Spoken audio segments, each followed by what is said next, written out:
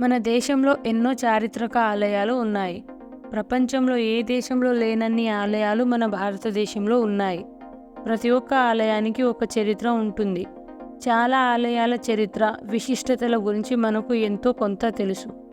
కానీ మన దేశంలో ఉన్న చాలా ఆలయాలలో ఏ సైంటిస్టులకు కూడా అంతు చిక్కని రహస్యాలు ఉన్నాయి. మనం కాశీ నుంచి కన్యాకుమారి దాకా ఉన్న ఎన్నో ఆలయాలకు వెళ్తూనే ఉంటాం. ఆ ఆలయాలలో ఉన్న దేవతలను దర్శించుకొని అక్కడ కొంతసేపు కూర్చొని ఇచ్చిన ప్రసాదాన్ని తిని తిరిగి మన ఇంటికి ప్రయాణిస్తాం. బట్ ఆ టెంపుల్ వెనుక ఏదో ఒక చరిత్ర, అలాగే రహస్యాలు దాగి ఉంటాయి. ఆ రహస్యాలను తెలుసుకునేందుకు ఎప్పుడు పరిశోధకులు వాళ్ళ ప్రయత్నాలు చేస్తూనే ఉంటారు. మన దేశం భక్తి భావ ప్రపత్తులకు నిదర్శనం. 64 కోట్ల దేవుళ్ళు, దేవతలు నడియాడే పవిత్ర భూమి. అందుకే ప్రతి ఒక్క వీధిలో ఒక గుడి ఉంటుంది. ప్రతి ఒక్క వీధిలో ఒక గుడి ఉన్నప్పటికీ అన్ని గుళ్ళు ఒకేలా ఉండవు. కొన్ని గుళ్ళు ఆశ్చర్యం కలిగిస్తే కొన్నిటి చరిత్ర అసలు నమ్మలేనివిగా ఉంటాయి. అసలు ఇలాంటి ఆలయాలు కూడా ఉంటాయా అని అనిపించేంతలా కూడా ఉంటాయి. ఇంకొన్ని గుళ్ళలో ఉండే ఆచారాలు, సాంప్రదాయాన్ని చూసి ఆశ్చర్యపోతాం. ఇంతవరకు మాట్లాడుకున్నది ఒక ఎత్తు అయితే 2000 ఏళ్లకు పైగా చరిత్ర ఉన్న అతి పురాతన ఆలయాల విశేషాలు అంతా ఇంతా కాదు. మరి ఆ ఆలయాల గురించి తెలుసుకుందామా?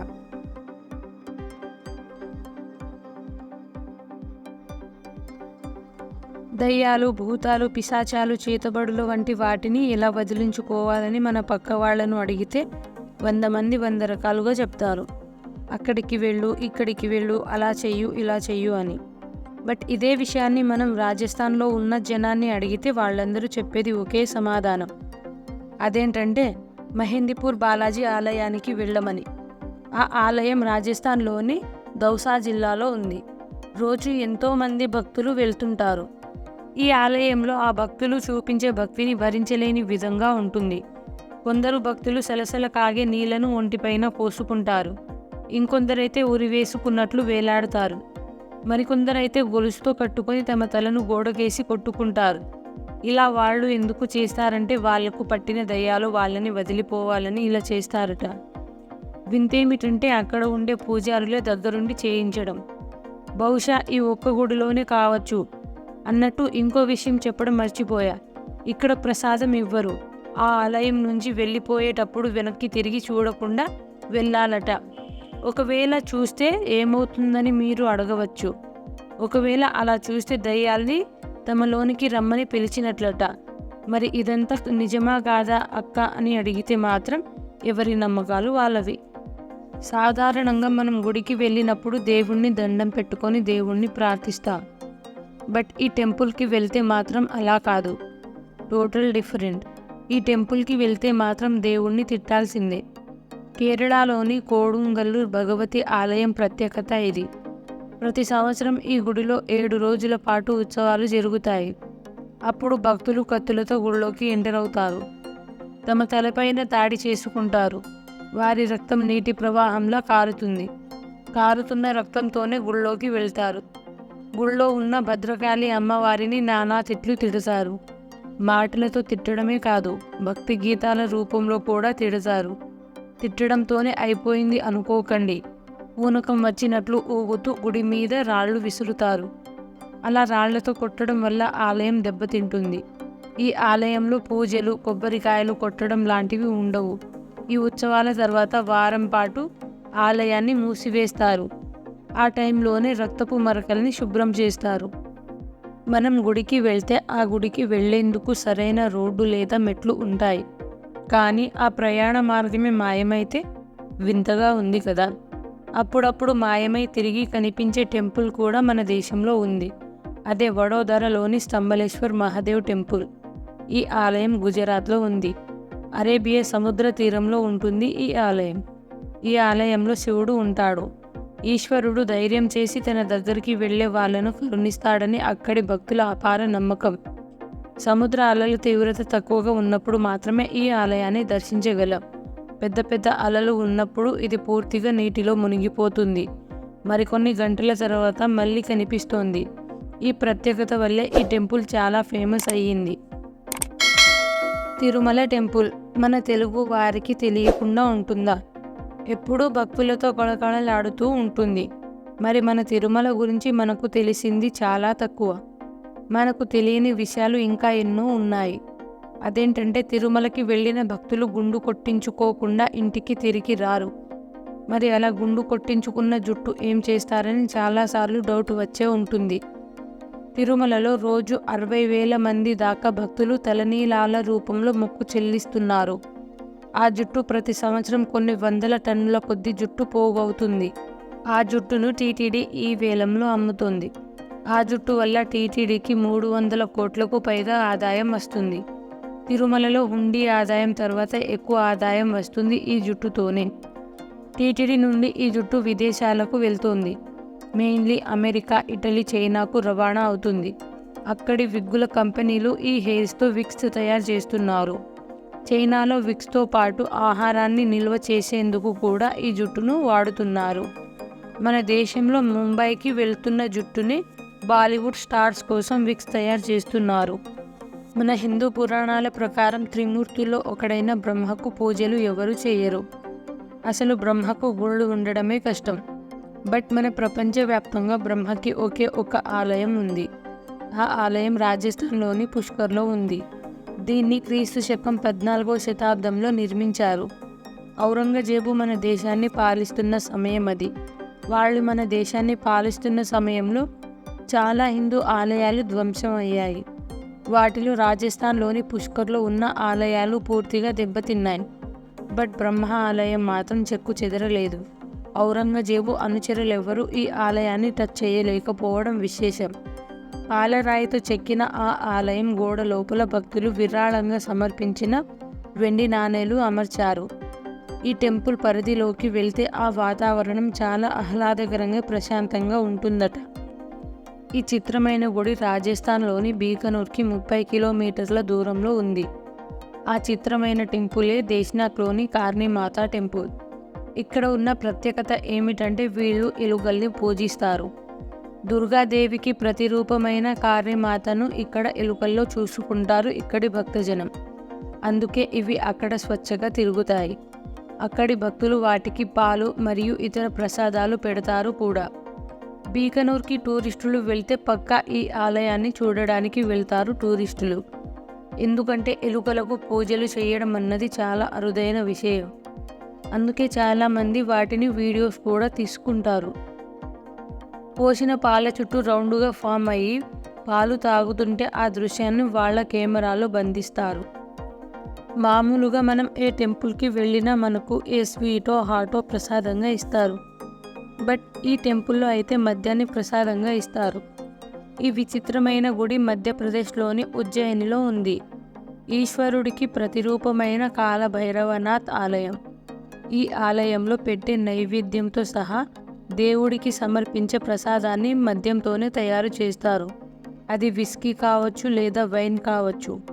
కాలభైరవ దేవుడి నోట్లో కూడా ఆల్కహాల్ని పోస్తారు. దాన్నే ప్రసాదంగా భక్తులకు ఇస్తారు. మామూలుగా ఆలయాల చుట్టుపక్కలలో ఉన్న షాపుల్లో పువ్వులు, స్వీట్లు వంటివి అమ్మడం మనం చూసాం. బట్ ఇక్కడ మాత్రం ఏ షాపుకి వెళ్ళినా మద్యమే అమ్ముతారు. కోల్కతాలోని తాంగ్రాలో చైనా టౌన్ ఉంది. కోల్కతాలో చైనా టౌన్ ఎందుకు ఉందనుకుంటున్నారా? ఎందుకంటే అక్కడ ఉండే వాళ్ళలో చైనా వాళ్లే ఎక్కువ మంది కాబట్టి ఆ పేరు వచ్చింది. ఆ చైనా ప్రజలు ఎక్కువ కాళీమాతను పూజిస్తారు. అందుకే ఆ ఆలయానికి చైనీస్ కాళీమాత టెంపుల్ అనే పేరు వచ్చింది. మామూలుగా మనం అమ్మవారికి నైవేద్యంగా ఏ పులిహోరో స్వీటో పెడతాం. కానీ చైనీయులు అమ్మవారికి నూడిల్స్, చాప్స్ ఇలాంటివి పెడతారు. ఇదే ఈ ఆలయం స్పెషాలిటీ. ఆ ఆలయం చుట్టుపక్కల అంతా చైనా ప్రజలే ఉంటారు. చైనా వాళ్ళు ఉండడం స్పెషల్ కాదు. వాళ్ళు మన భారత సాంప్రదాయాన్ని పాటిస్తారు. చెప్పాలంటే వాళ్ళ దేశంలో చైనీయుల్లా, మన దేశంలో భారతీయుల్లా వ్యవహరిస్తారు. బెంగళూరులో కాడు మల్లేశ్వర స్వామి ఆలయం ఉంది. అన్ని ఆలయాల లాగా ఈ ఆలయానికి కూడా ఒక ప్రత్యేకత ఉంది. 1997లో ఈ ఆలయం పునర్నిర్మాణం పనుల్లో భాగంగా తవ్వకాలు జరుపగా ఓ నంది బయటపడింది. బయటపడ్డ నంది నోటి నుంచి నీటి ప్రవాహం వస్తుండడం ఆశ్చర్యం. మరింత తవ్వగా ఓ నీటి కొలను కూడా బయటపడింది. దాంతో ఆలయం రూపురేఖల్ని మార్చేశారు. నంది నోటి నుంచి వచ్చే నీరు స్వయంగా శివలింగం మీద పడేలా ఏర్పాటు చేశారు. బట్ ఆ నంది నోటిలోంచి వచ్చే నీరు ఎక్కడి నుంచి వస్తుందో ఎవరికి తెలియదు. ఆ నీరే అక్కడున్న విషభవతి నదికి జీవజలం అని అక్కడి స్థానికులు నమ్ముతున్నారు. మనాలిలో మంచు కురవడం సహజం. అదే మనాలిలో ఒక ప్రత్యేక ఆలయం కూడా ఉంది. ఆ ఆలయమే హడింబా టెంపుల్. 4 అంతస్తులతో ఉన్న ఈ ఆలయం పగోడా ఆకారంలో ఉండడం విశేషం. మన దేశంలో పగోడా ఆకారంలో ఆలయాలు ఉండడం చాలా అరుదు. ఆ పగోడా నిర్మాణ శైలి ఎక్కువ తూర్పు ఆసియా దేశాల్లో ఉంటాయి. ఆ నిర్మాణ శైలి ఇక్కడ కూడా మనం చూడవచ్చు. ఈ ఆలయంలో హడింబాదేవి కొలువై ఉంటుంది. రాక్షసుడైన హడింబ చెల్లెలు ఈమె. అక్కడి కుళ్ళు రాజులు హడింబాదేవిని ఇష్టదైవంగా పూజిస్తారు. అక్కడ ఉన్న అమ్మవారి కంటే కూడా ఆ ఆలయ నిర్మాణం వల్లే ప్రత్యేక గుర్తింపు వచ్చింది. తమిళనాడులోని తంజావూరులో బృహదీశ్వర ఆలయం ఉంది. అద్భుత కళా నైపుణ్యం ఆ ఆలయం సొంతం. ఈ టెంపుల్ని శుద్ధమైన గ్రానైట్స్తో నిర్మించారు. ఈ గ్రానైట్ నిర్మాణమే సైంటిస్టులకు సవాలుగా మారింది. ఎందుకంటే ఆ ఆలయానికి చుట్టుపక్కల 60 కిలోమీటర్ల వరకు ఆ గ్రానైట్ ఆనవాళ్లు లేవు.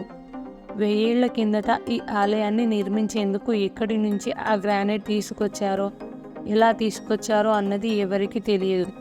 మరో ఆశ్చర్యం కలిగించే విషయం ఏమిటంటే ఆ ఆలయ గోపురం 80 టన్నుల బరువున్న ఏకశిలతో తయారైంది. ఏ క్రైన్లు ఆ కాలంలో లేవు. బట్ అంత భారీ శిలను అంత ఎత్తుకి ఎలా చేర్చగలిగారన్నది ఒక మిస్టరీగా మిగిలిపోయింది. నేపాల్లోని కాత్మాండ్ లోయలో బుద్ధ నీలకంఠ ఆలయం ఉంది. పేరులో బుద్ధ అని ఉన్న ఇది మహావిష్ణువు వెలిసిన ఆలయం. బుద్ధ నీలకంఠ అంటే పురాతన నీలిరంగు విగ్రహం అనే అర్థం. ఈ ఆలయంలో త్రిమూర్తులలో ఒకడైన శ్రీ మహావిష్ణువు ఆదిశేషుడి పైన శయనమూర్తిగా దర్శనమిస్తాడు. ఈ విష్ణుమూర్తి విగ్రహం 5 మీటర్ల పొడవైన రాతిలో చెక్కబడింది. సాధారణంగా విష్ణువు శయనమూర్తిగా ఒక పక్కకు తిరిగి పడుకొని ఉండడం మనం చూసాం. బట్ ఇక్కడ మాత్రం స్వామివారు వెళ్ళకిళ్ళ పడుకొని ఆకాశం వైపు చూస్తుంటాడు. అంతేకాదు అంత భారీ విగ్రహం నీటిలో తేలుతూ ఉంటుంది. భక్తులే కాదు సైంటిస్టులు సైతం ఈ విగ్రహాన్ని చూస్తే షాక్ అవుతారు. 1957లో జరిపిన ఓ అధ్యయనం ప్రకారం 1300 సంవత్సరాల నుంచి ఈ విగ్రహం నీటిలో తేలుతుంది. ఇదంతా దైవశక్తి అని అక్కడి భక్తులు నమ్ముతారు. సాధారణంగా అందరూ విగ్రహాల్ని, ఆవుల్ని, వానరాన్ని, చెట్లను పూజించడం మనం చూసా. బట్ బుల్లెట్ బైక్ను దేవుడిగా భావించడం ఎక్కడైనా చూసారా? నిజమేనండోయ్. ఈ వింత ఆలయం రాజస్థాన్లోని జోధాపూర్లో ఉంది. ఈ ఆలయంలో రాయల్ ఎన్ఫీల్డ్ బుల్లెట్ బైక్ని అక్కడి భక్తులు పూజిస్తారు. అలాగే లిక్కర్ను నైవేద్యంగా సమర్పిస్తారు. ఇలా చేయడం వల్ల రోడ్డు ప్రమాదాలు జరగకుండా దేవుడు వాళ్ళని రక్షిస్తాడని ఆ గ్రామ జనాలు నమ్ముతారు. దీని వెనుక ఎవరు నమ్మలేని ఒక కథ కూడా ఉంది. ఈ బైక్ని నడిపిన బన్నా అనే వ్యక్తి ఈ గుడి ఉన్న ప్లేసులో జరిగిన రోడ్డు ప్రమాదంలో చనిపోయాడు. ఆ బైక్ని పోలీసులు స్టేషన్లో పెట్టారు. కానీ తెల్లవారేసరికి ఆ బైక్ ప్రమాదం జరిగిన ప్లేసులో కనిపించింది. అది చూసిన పోలీసులు షాక్ అయ్యారు. అలాగే మళ్ళీ బైక్ని తీసుకెళ్ళి ఈసారి బైక్ని గొలుసుతో కట్టేశారు. అయినా కూడా అది నెక్స్ట్ డే మళ్ళీ అదే ప్లేస్లో కనిపించింది. ఇలా చాలాసార్లు జరగడంతో పోలీసులకు చిరాకు వచ్చి దీన్ని అక్కడే వదిలేసి పోయారు. దాంతో అప్పటి నుంచి ప్రజలు ఆ బైక్కి పూజలు చేయడం ప్రారంభించారు. మహారాష్ట్ర శివపురిలోని హజ్రత్ ఖమర్ ఆలీ దర్వేష్ దర్గాలో ఒక బండరాయి ఉంది. ఆ దర్గా ముంబైకి 16 కిలోమీటర్ల దూరంలో ఉంది. ఇది పూణే శివార్లాలో ఉంది. ఈ దర్గాకి అంత ప్రత్యేకత లేదు, కానీ అక్కడ ఉన్న ఒక బండరాయి మాత్రం ప్రపంచవ్యాప్తంగా గుర్తింపు పొందింది. 90 కేజీలు ఉన్న ఆ రాయిని ఒకవైపు పట్టుకొని ఎత్తడం ఎవరి వల్ల కాదు. బట్ అదే రాయిని 11 మంది కలిసి చూపుడు వేళ్లతో ఎత్తితే మాత్రం చాలా ఈజీగా పైకి లేస్తుంది. దీని వెనుక ఉన్న మిస్టరీ ఏంటో ఎవరు చెప్పలేకపోతున్నారు. ఒక సాధువు ఇచ్చిన వరం వల్లే ఇలా జరుగుతుందని అక్కడి ప్రజలు నమ్మకం. అప్పుడప్పుడు మనం కొన్ని కథలు వింటుంటాం, కానీ ఆ కథలు నమ్మాలో వద్దో కూడా అర్థం కాదు. ఇప్పుడు చెప్పే విషయం కూడా అలాంటిదే. నిధివనం రంగమహల్ టెంపుల్ ఉత్తరప్రదేశ్లోని బృందావనంలో ఉంది. ఈ ఆలయంలోకి రాత్రి టైంలో రాధాకృష్ణులు వస్తారని, అక్కడికి వచ్చి రాసలీలలు ఆడతారని అక్కడి స్థానికుల నమ్మకం. అందుకే ఆ ఆలయం ఎప్పుడూ సూర్యాస్తమయంలో మూసి ఉంటుంది. ఆ ఆలయ పరిసరాల్లోకి ఎవరిని రానివ్వరు కూడా. ఒకవేళ ఎవరైనా రాత్రి టైంలో ఆ టెంపుల్కి వెళ్తే వాళ్ళు చనిపోతారని, లేదా వారి చూపు, మాట, వినికిడి శక్తి పోతుందని ప్రచారం ఉంది. ఆ వనంలో ఉండే చెట్లు మెలికలు తిరిగి చిత్రమైన ఆకారాల్లో ఉంటాయి. అక్కడి నేల పొడిగా ఉంటుంది, కానీ చెట్లు మాత్రం పచ్చదనంతో నిండి ఉంటాయి. అందుకే ఆ ప్రదేశాన్ని చూసిన వారు ఆశ్చర్యపోతారు. హిమాచల్ ప్రదేశ్లోని కాంగ్రా జిల్లాలో జ్వాలాదేవి ఆలయం ఉంది. ఈ ఆలయం పరమశివుడి భార్య సతీదేవిది. ఈ ఆలయం ప్రత్యేకత ఏమిటంటే ఆ ఆలయ ప్రాంగణంలో ఉండే జ్వాల వందేళ్లుగా వెలుగుతూనే ఉంది. నూనె లేదా ఇంధనం వంటివి పోస్తే వందేళ్లేంటి, వెయ్యేళ్ళు కూడా వెలుగుతుంది అని అంటారా? అసలు ఇది ఎలాంటి నూనె లేదా ఇంధనం పోయకుండానే ఇది వెలుగుతోంది. దీని వెనుక ఉన్న కథేంటంటే సతీదేవి తండ్రి శివుణ్ణి కాదనడంతో మనస్తాపం చెందిన సతీదేవి సూసైడ్ చేసుకుంది. శ్రీ మహావిష్ణువు ఆమె దేహాన్ని 51 ముక్కలుగా చేయగా అవి భూమిపైన వేరువేరు ప్రాంతాల్లో పడ్డాయి. అందులోంచి సతీదేవి నాలుక ఈ ప్రదేశంలో పడి అది జ్వాలగా వెలుగుతుందని అక్కడి ప్రజలు నమ్ముతారు. బట్ ఈ మిస్టరీని ఎవ్వరూ కూడా చెప్పలేకపోయారు. ఆంధ్రప్రదేశ్ అనంతపురం జిల్లాలోని లేపాక్షి క్షేత్రంలో ఉన్న వీరభద్రస్వామి టెంపుల్ మనందరికీ తెలిసిందే. అద్భుతమైన శిల్పకళతో ఉన్న ఈ టెంపుల్ని చూడడానికి మన 2 కళ్ళు చాలవు. ఇక్కడ ఉన్న వేలాడే స్తంభం ఎక్కువ మంది పర్యాటకుల్ని ఆకర్షిస్తుంది. ఈ ఆలయంలో మొత్తం 70 స్తంభాలు ఉన్నాయి. వాటిలో ఉన్న ఒక స్తంభం ఆలయ ప్రాంగణంలో 80% గాల్లో వేలాడుతూ అందరినీ ఆశ్చర్యపరుస్తోంది. ఇది నిజమా కాదా అనే సందేహాన్ని జనాలు ఆ స్తంభం కింద నుంచి ఒక క్లాత్ని తీసి కూడా చూస్తారు. పైన ఎలాంటి సపోర్ట్ లేకుండా భూమిని 20% టచ్ చేస్తూ ఇంత పెద్ద స్తంభం పడిపోకుండా నిలబడడం ఒక అంతు చిక్కని మిస్టరీగా మారిపోయింది. మరి ఈ వీడియో మీకు నచ్చితే మాత్రం మన ఛానల్ని సబ్స్క్రైబ్ చేసుకొని సపోర్ట్ చేయండి ఫ్రెండ్స్.